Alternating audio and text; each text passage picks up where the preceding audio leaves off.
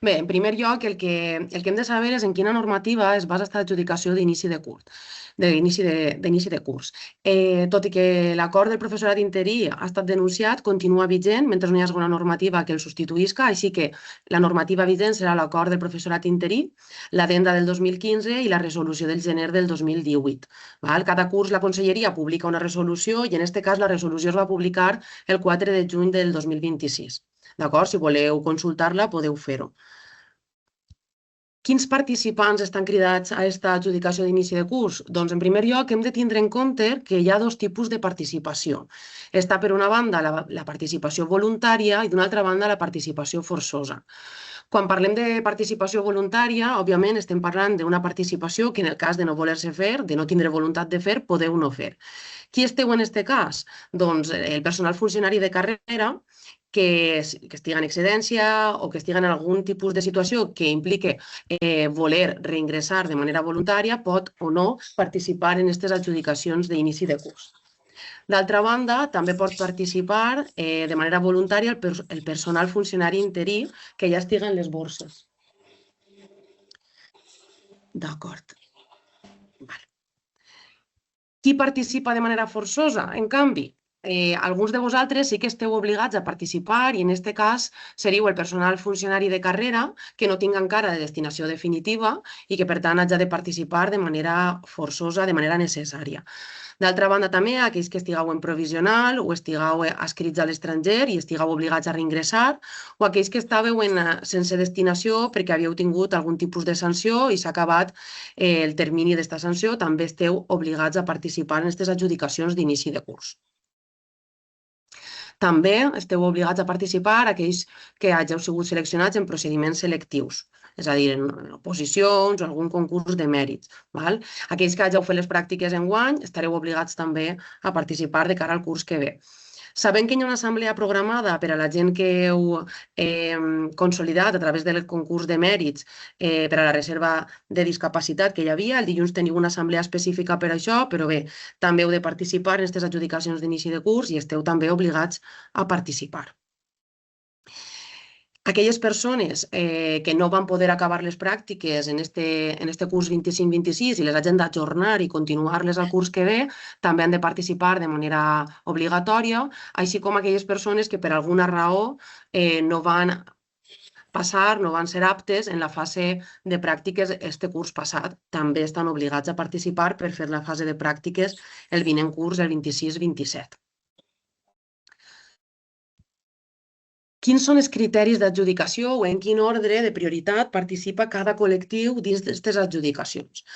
La prelació d'adjudicació de vacants és sempre en el següent ordre. En primer lloc va el personal funcionari de carrera, després aquell personal funcionari que està encara en la fase de pràctiques, després vindria la gent que està seleccionada en el procediment del concurs de mèrits per a l'ingrés per a reserva de discapacitat que s'ha produït al final d'aquest curs i després d'aquest col·lectiu vindria el personal funcionari en pràctiques que hagi de repetir les pràctiques el curs vinent. I en últim lloc vindria el personal funcionari interí. Este és l'ordre en el que participem en les adjudicacions d'inici de curs i en l'ordre en el que aniran adjudicant-se cadascuna de les places. Després, dins de cada grup, també hi ha un ordre intern d'aquests grups i el que fa el personal funcionari de carrera i en pràctiques s'ordena conforme als criteris següents. Antiguitat com a personal funcionari de carrera en el cos des del qual es participa. Després, antiguitat de la data de la convocatòria del procediment pel qual van ser seleccionats, és a dir, si dues persones tenen la mateixa antiguitat, ahir aleshores s'ha de veure quina és la data de la convocatòria del procediment pel qual van arribar a ser funcionaris de carrera.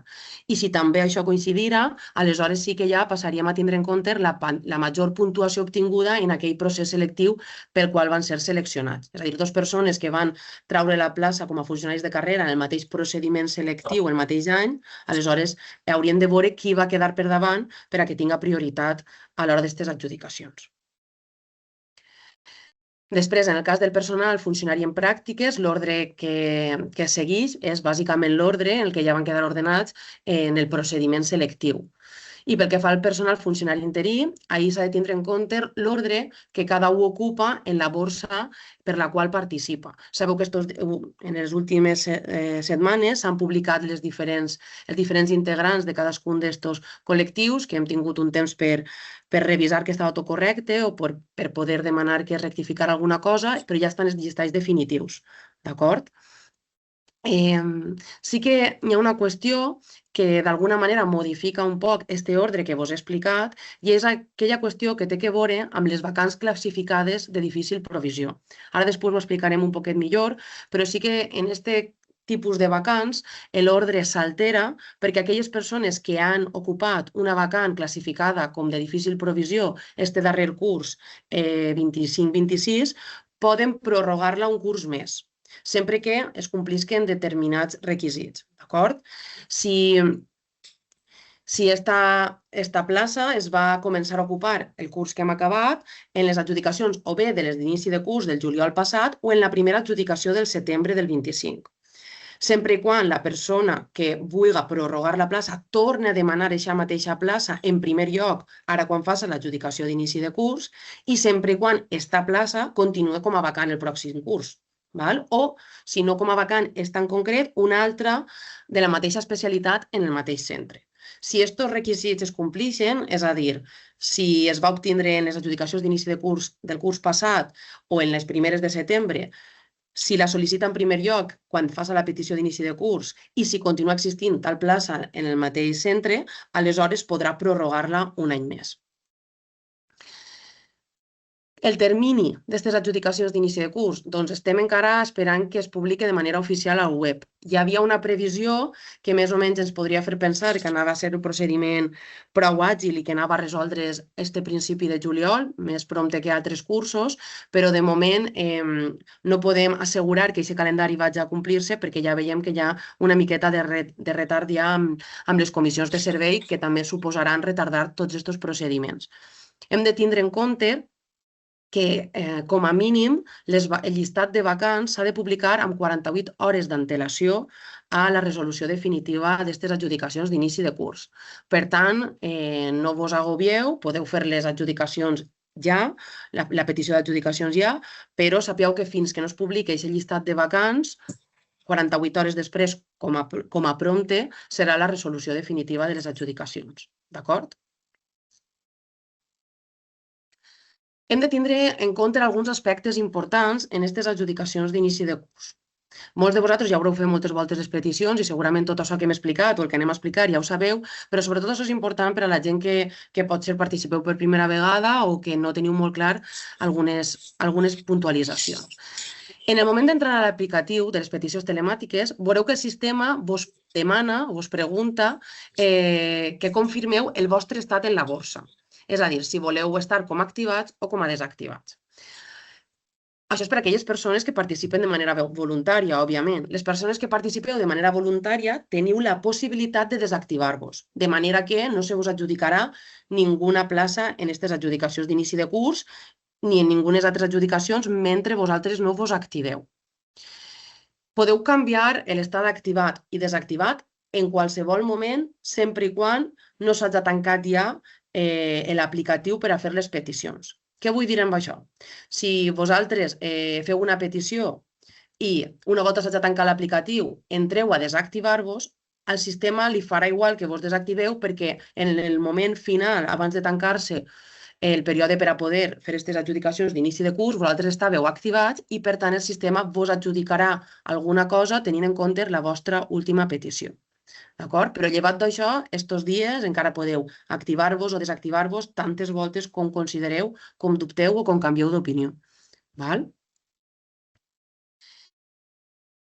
Una altra qüestió important que hem de tindre en compte a l'hora de fer aquestes peticions d'inici de curs són aquelles que coneixem com places afectades o vacants afectades.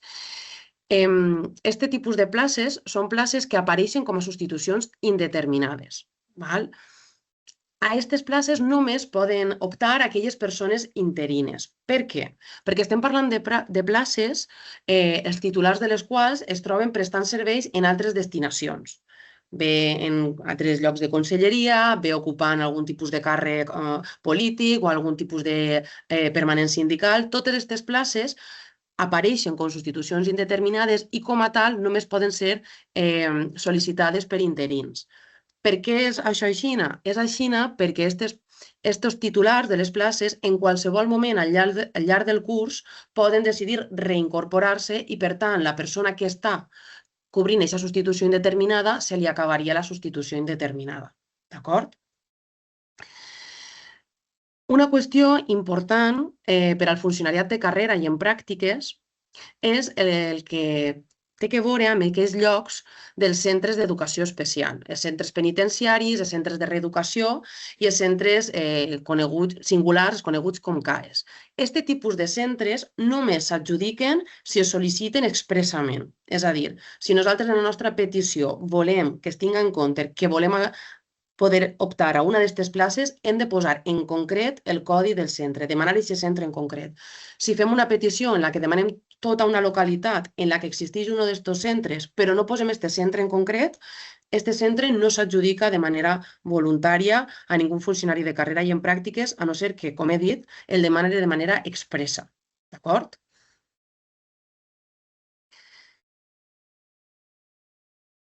El que bàsicament és el que repeteix així, és a dir, els llocs de petició voluntària cal marcar-los necessàriament de manera individualitzada. Específicament, cadascun d'aquests llocs de centres, com he dit, de reeducació, CAES, singulars, que vulguem, hem de marcar-los amb el codi concret del centre i amb tota la informació concreta que correspon a aquesta plaça. Si el que vos he explicat, si fem una petició a la localitat i no ho indiquem, no se'ns adjudicarà. Val? Pel que comentàvem de la pròrroga per a un curs més de la vacant de difícil provisió adjudicada a professorat interí en aquestes adjudicacions. Hem de tindre en compte que aquesta pròrroga és de com a màxim 2 cursos. Si nosaltres en este curs 25-26 ja havíem prorrogat de l'anterior curs, del 24-25, ara no podem tornar a prorrogar-la. La pròrroga ha de ser de 2 cursos, este curs passat i seria també, si volguérem, prorrogar-la al curs vinent, el 25-26. Sempre i quan, com he dit, es complisquen aquells requisits que havíem assenyalat, que la plaça continua existint en el mateix centre, que nosaltres la demanem en primer lloc. D'acord? S'han de complir aquests requisits per a que nosaltres puguem prorrogar-la. També que ens la donaren en les adjudicacions o bé de juliol del curs passat o bé en la primera adjudicació de setembre. Si voleu, si teniu dubtes, podeu consultar el llistat de centres catalogats com a difícil provisió en aquest enllaç. També, per si voleu demanar enguany per primera volta algun d'aquests centres, amb la idea o voluntat de poder-ho prorrogar a l'altre curs en el cas de que vos adjudicaren enguany una d'aquestes places. Què passa amb aquell professorat que no té el requisit lingüístic? Hem de tenir en compte que quan una plaça apareix catalogada amb requisit lingüístic, per tal que ens adjudiquen aquesta plaça, és absolutament imprescindible que nosaltres tinguem en el moment de l'adjudicació tots els requisits, no només complimentats, sinó també registrats en conselleria. És a dir, nosaltres hem d'aparèixer en el llistat d'acreditació de llengües estrangeres perquè l'aplicatiu tingui en compte que efectivament nosaltres tenim aquest requisit i, per tant, tenim dret a optar a aquest tipus de places. Aquelles persones que hagin registrat el requisit però encara no hagin aparegut en els llistats oficials de les acreditacions de llengües estrangeres, el sistema no tindrà en compte que tenen aquest requisit fins que no apareguen ahí. Què passa si nosaltres demanem una plaça que té el requisit lingüístic, però nosaltres realment no tenim aquest requisit lingüístic? No passaria res, l'aplicatiu directament no ens l'adjudicaria. Votaria aquesta petició, no la tindria en compte perquè per a l'aplicatiu no estaríem complint els requisits exigibles per a aquest tipus de plaça.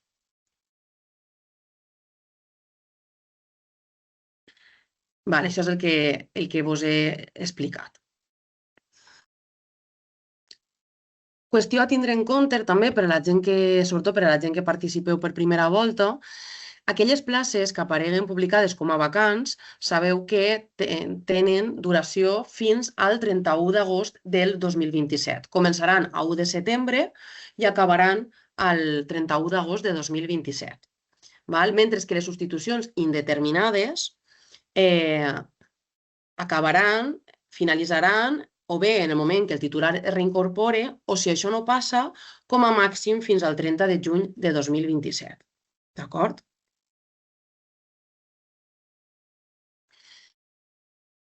Això que us he explicat és, diguem, la informació relativa a aquelles places que s'adjudiquen ara en les adjudicacions d'inici de curs. Però què passa en les adjudicacions contínues que començaran a partir de setembre?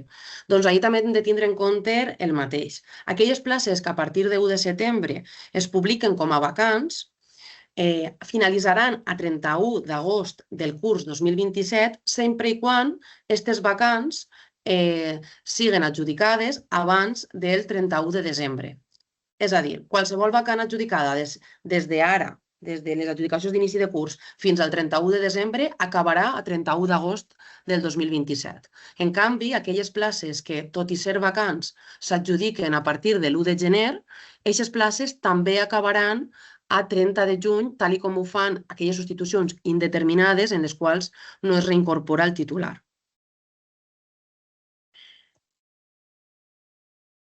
D'acord. Si passem a la qüestió ja específica de la petició telemàtica, del que fa l'aplicatiu en si, hem de tindre en compte algunes coses. Si ja vau fer alguna petició en algun moment, quan entreu a l'aplicatiu veureu que ahí està guardada la vostra última petició. Podeu fer una petició des de zero, començar des de zero i anar demanant cadascun dels llocs que vos interessa, o podeu recuperar una de ja presentada i sobre eixa o bé presentar-la tal qual està o bé fer modificacions. És important que sapigueu que l'aplicatiu vos permet guardar les peticions en qualsevol moment.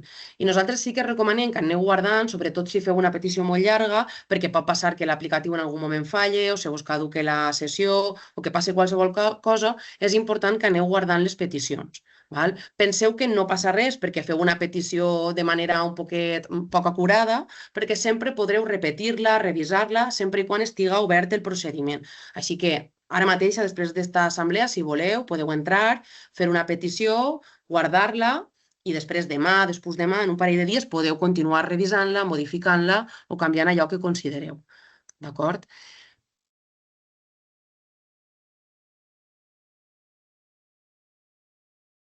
Heu de tindre en compte que, bàsicament, l'única petició que es tindrà en compte serà l'última que presenteu. Si algú en té alguna feta i ara no entrara a fer-ne una de nova, el sistema tindria en compte l'última que va presentar, com si va ser l'última que va presentar en juliol del curs passat o al llarg d'aquest curs. L'aplicatiu tindrà en compte l'última que es va presentar i registrar correctament sempre i quan estiguem activats. L'única manera que el sistema no ens adjudiqui absolutament res és que nosaltres ens desactivem. Però totes aquelles persones que estigueu activades en el moment en què l'aplicatiu es posa a adjudicar places, se vos tindrà en compte l'última petició que vau presentar. Podeu realitzar fins a un màxim de 300 peticions. I en aquestes 300 peticions podeu posar des de centres concrets, localitats o àrees, d'acord? O inclús províncies senceres. Podeu marcar-ho com vulgueu. N'hi haurà qui faci peticions molt concretes de centres molt concrets i n'hi haurà qui faci una combinació o coses més genèriques. Podeu fer-ho com vulgueu. Tingueu en compte què és el que esteu marcant exactament quan esteu posant cadascuna de les coses. Penseu que si voleu, per exemple, Alacant ciutat, fixeu-vos que esteu posant Alacant ciutat i no Alacant província i aquest tipus de coses. D'acord?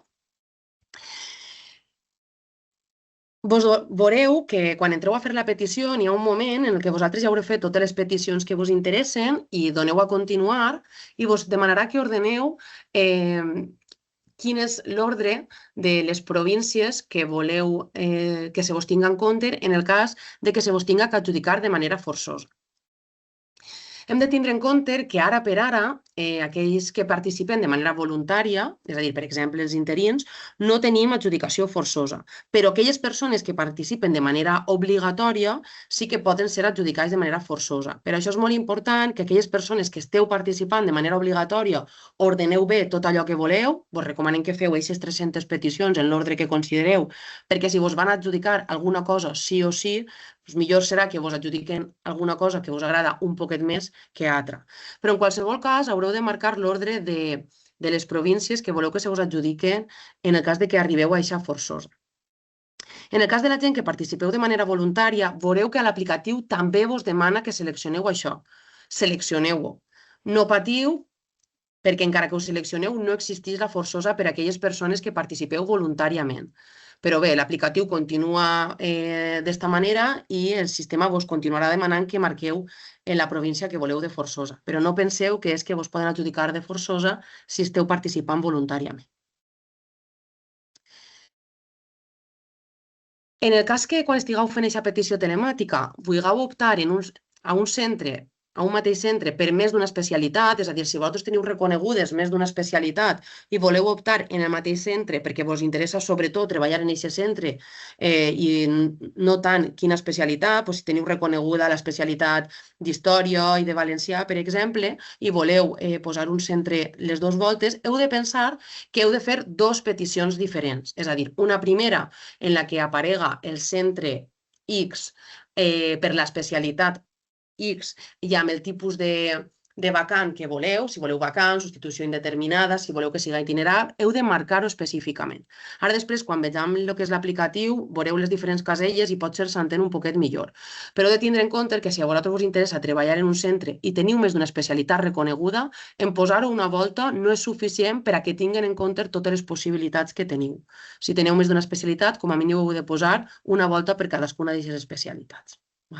De la mateixa manera que si en un mateix centre vos fa igual tindre jornada completa o jornada parcial perquè prioriseu voler treballar en aquest centre, independentment de com siga la plaça en aquest centre, també l'heu de posar dues vegades. És a dir, una primera vegada amb la informació de tal centre, tal especialitat, vacant, jornada completa, i després en la línia de baix, tal centre, tal especialitat, tal vacant, jornada parcial. Això ho heu de marcar en cadascuna de les característiques que vulgueu que se vos tingui en compte.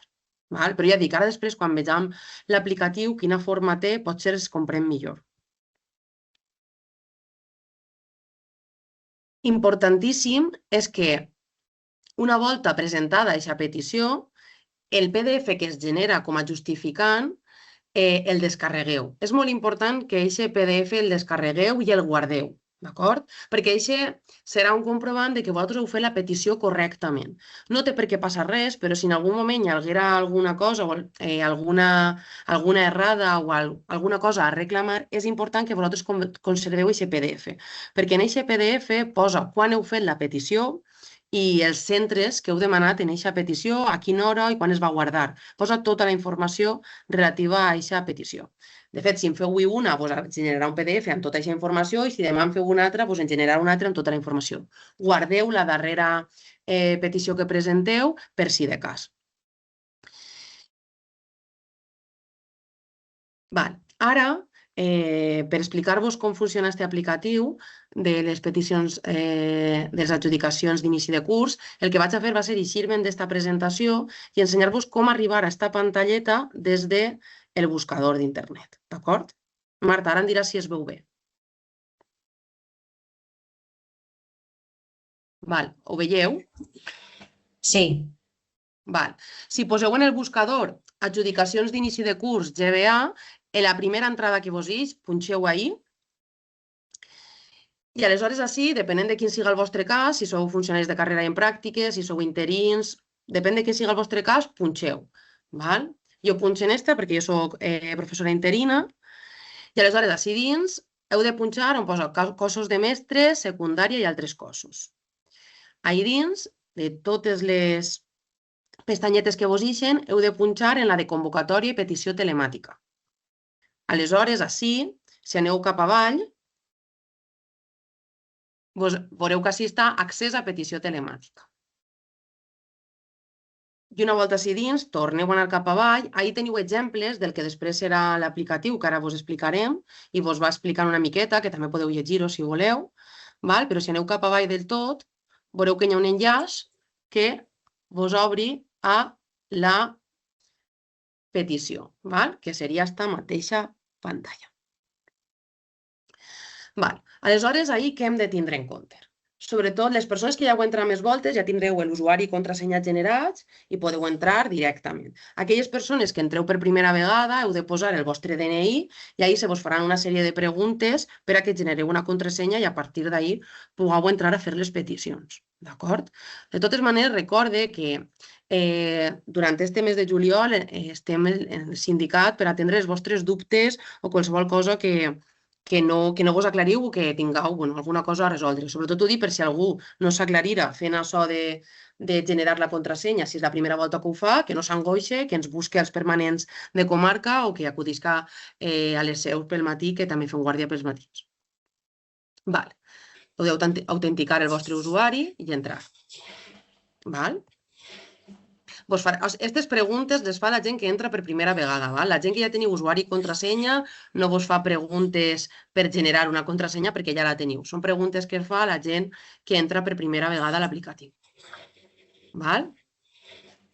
Ahir vos recorda que és molt important no només que complimenteu la sol·licitud, sinó que la confirmeu i la presenteu. Veureu que al final de les peticions apareix un botonet, una pestanyeta en la que posa presentar. Importantíssim que arribeu al final d'aquesta petició. No val en que preneu simplement lo dels centres, sinó que heu de continuar. Ja dic, primer vos demanarà que continueu per a que marqueu les diferents províncies per a l'adjudicació forçosa i després vos demanarà que presenteu i guardeu eixa petició. Val? Fins que no vos aparega un PDF com a justificant de la petició, no heu arribat al final. D'acord? Quan entreu a l'aplicatiu, veureu que, per exemple, depenent de les especialitats que tingueu reconegudes, vos apareixeran a dalt totes les especialitats que teniu reconegudes. En aquest cas, la persona que estava fent esta petició tenia totes aquestes: educació primària, FEPA de primària, llengua estrangera anglès, educació física i acció compensatòria. Aleshores, de totes aquestes especialitats podia anar fent peticions. Mireu, per a poder començar a introduir places que volem demanar, el que hem de fer és punxar ací. És a dir, veieu el cursor? Sí. Val. Heu de punxar ací i aleshores vos apareixerà una línia en la que heu d'afegir centres. Podeu afegir centres directament, si sabeu el codi del centre, podeu afegir-lo i si no el podeu buscar. Dins de cadascuna de les províncies veureu que n'hi ha àrees i dins de cada àrea apareixeran les localitats i dins de cada localitat vos apareix el centre. És possible que vosaltres sapigueu perfectíssimament on voleu treballar, però no sapigueu on voleu treballar, a quina àrea correspon. No patiu perquè tenim aplicatius en la pròpia web del sindicat on podeu buscar a què correspon cadascuna de les àrees o on està la localitat que a vosaltres vos interessa demanar, a quina àrea correspon per a que ho pugueu buscar més ràpid. Però si no podeu buscar-ho tan ràpid, veureu que anant punxant així a les diferents pestanyes que se vos van obrint anireu accedint als diferents centres. Veieu, així està marcat Alacant i dins d'Alacant apareixen les diferents poblacions d'Alacant. Dins d'agost, cadascuna dels centres educatius que té agost. Per exemple, en aquest cas, aquesta persona podia seleccionar el CEIP La Rambla d'agost, entonces punxaria així i se li afegiria al llistat. Val? De la mateixa manera, si d'una altra població pot anar afegint cadascun dels centres que vulgui.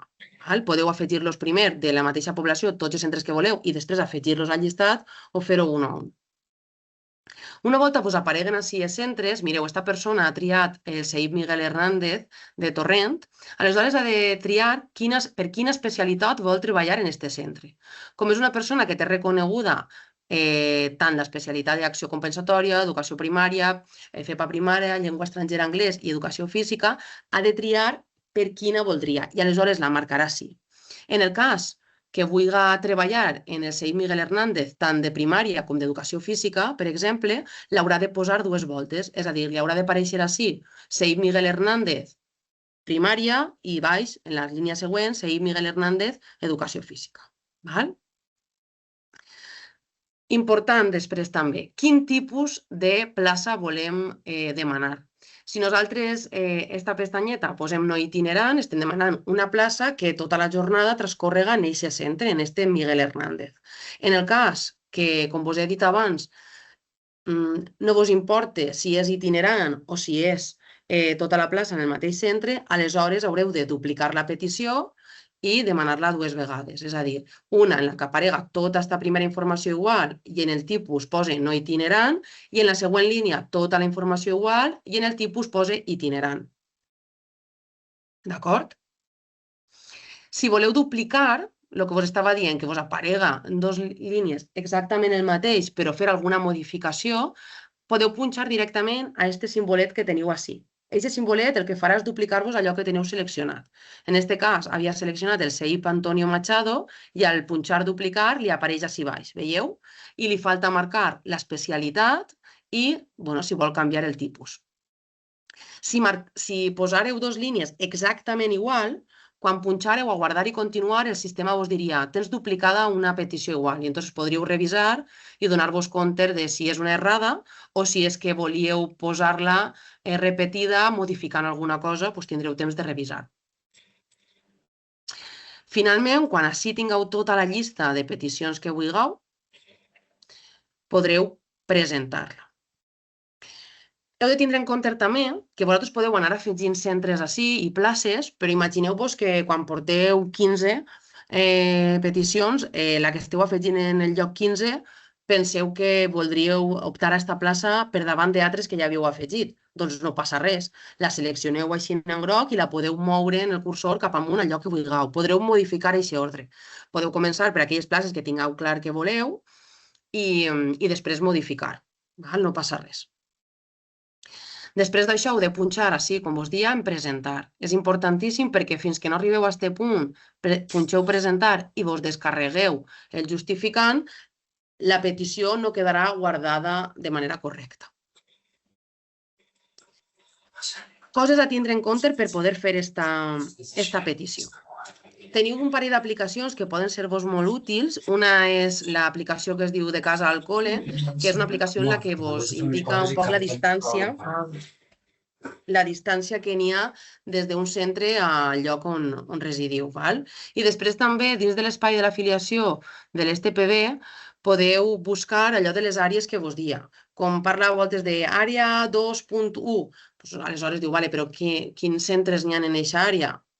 Saber a quins centres correspon. Ahir en la web del sindicat teniu el mapa del País Valencià en el que podeu anar punxant per les diferents zones i ja vos va indicant a quina àrea correspon perquè vos resulti més fàcil de fer la petició telemàtica. Però ja dic, no és imprescindible. Si teniu molt clar els centres que voleu, la localitat concreta que voleu, podeu fer-ho directament en el buscador de l'aplicatiu. Així teniu on està aquesta ferramenta dins de l'espai de l'afiliació. Entreu al vostre espai de l'afiliació i dins del professorat interí teniu aquesta ferramenta del mapeta del País Valencià que jo us dic. I finalment, simplement així teniu l'enllaç a aquesta petició telemàtica, que com vos he dit, la manera més fàcil d'accedir és, com vos he mostrat, poseu directament en el buscador adjudicacions inici de curs GBA, la primera entrada que vos apareix i aneu entrant a les diferents pestanyetes que teniu.